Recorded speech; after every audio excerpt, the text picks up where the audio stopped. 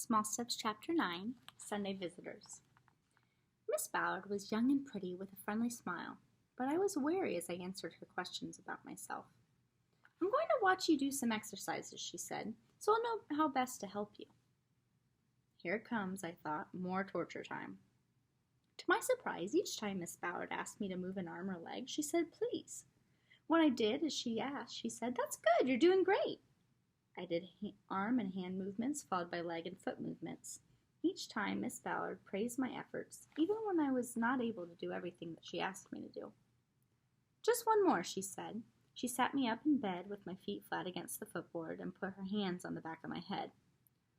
She saved the worst for last, I thought, remembering how it hurt my back and hamstring muscles when Mrs. Krabs shoved my head toward my knees. I shut my eyes, determined not to cry out in front of my roommates. Let me know when this starts to hurt, she said.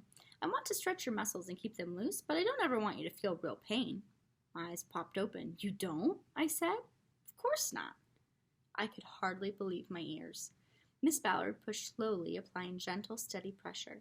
Even when it began to hurt, I didn't tell her right away. Knowing she would stop when I asked her to, I let her push a tiny bit further.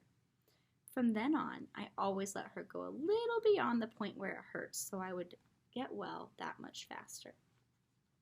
Miss Ballard was lavish with praise for my efforts. She even listened to my knock-knock jokes. Soon I looked forward to my daily physical therapy sessions. I got a wheelchair and was allowed to sit up for an hour at a time. I was especially glad that I could be wheeled into the bathroom instead of using a bedpan. I called my wheelchair my Iron Horse, and like the Lone Ranger, I named my horse Silver. Each time I got into the wheelchair, I yelled, "Hi-ho, Silver! Away!" and whacked the side with the palm of my hand. The sheltering arms allowed visitors twice a week, on Wednesday evenings and on Sundays from noon until 4. My home in Austin was a 2-hour drive, so Wednesday evenings were out of the question for my parents. The first Sunday, I could hardly wait for 12 o'clock. I combed my hair twice and gobbled my lunch. My parents are coming today, I told the nurse as I handed her my lunch tray. You hope, said Alice. They'll be here, I said. It's Sunday. It's sleeting, Alice pointed out. The roads will be terrible. From my bed, I peered anxiously out the window at the icy rain. Alice was right. The roads were probably slick. But surely, I thought, Mother and Dad would call if they were not coming, so I wouldn't worry about them. They'll be here, I repeated, trying to convince myself as well as Alice. Promptly at noon, Mother and Dad swept in the room, their arms full of bags and packages. What a nice, bright room, Mother said. And you have roommates your own age? How wonderful!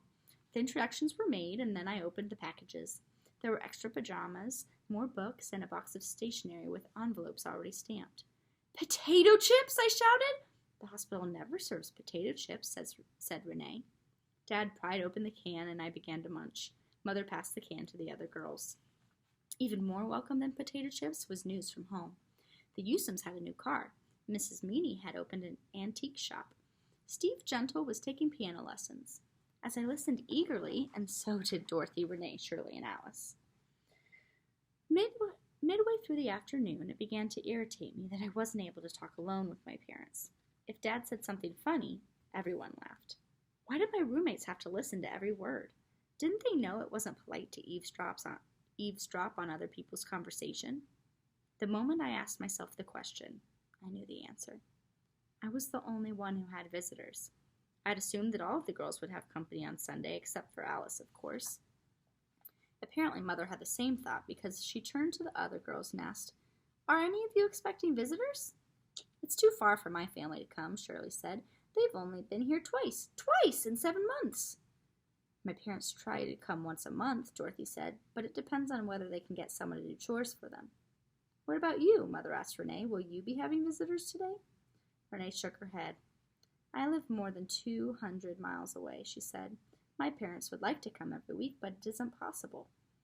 Then, as if to prove that her family did not neglect her, she added, They write to me, though. I get a lot of mail. Last, Mother turned to Alice. Don't ask, I thought, but of course Mother did. I don't get company, Alice said. Not ever? Dad said.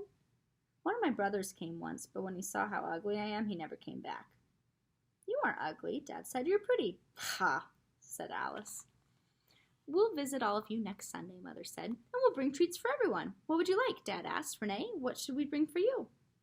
After some thought, Renee asked for a comic book.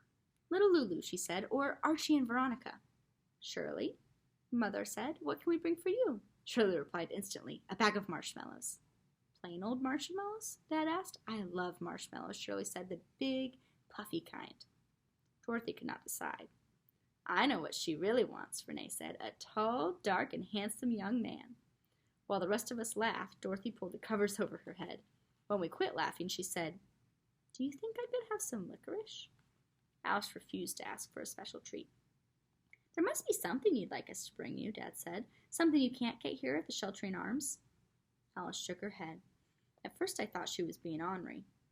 Then I realized Alice had been at the Sheltering Arms for so long she didn't remember things like comic books and marshmallows. Licorice and potato chips were beyond her realm of experience. She didn't know what to ask for because she did not know what she was missing. A window of understanding opened in my mind, and the breeze of compassion blew in. From that moment on, I was glad to share my visiting family with my roommates. If you don't know what you want, Mother told Alice, we'll surprise you. The next Sunday, the other girls were as excited about visiting day as I was. Alice combed her hair, though she quit when she saw me watching her. Once again, Mother and Dad came in right at 12 o'clock. They hugged and kissed me and greeted all the other girls. Did you remember our treats? Renee asked. Of course, Mother said. She handed Renee a little Lulu comic book. Dad opened Shirley's bag of marshmallows and put one in her mouth. Yum, Shirley said. That's the first marshmallow I've had for 7 months. Here's your gift, Alex, Mother said. Mother said as she gave Alice a pink lipstick. Why are you being so nice to me? Alice asked. We like you, Mother said. Alice didn't say thank you, but she put the lipstick carefully away in her drawer. Dorothy's next, Renee said. Where's her tall, dark, and handsome young man? Dad went to the doorway and motioned to someone in the hall. In walked my brother, Art. Art was 18 and 6 feet 2 inches tall with thick, dark hair. He was once voted Campus Dreamboat by a sorority group. After Art hugged me, he said, I didn't come to visit you, I came to see Dorothy. Which one is Dorothy? Dorothy blushed red as a wagon while the rest of us squealed in delight. This is for you, Art said, and he gave Dorothy a bag of licorice. Every Sunday after that, all of us chattered happily as we waited for my parents to arrive. Each Sunday at 4, I hated to see them leave. The afternoons together were such fun, and it would be a whole week until I saw them again. But when I started to feel sorry for myself, I looked across the room at Alice. I only had to wait 1 week before my parents returned. Hers were never coming. All right, come back soon for the next chapter.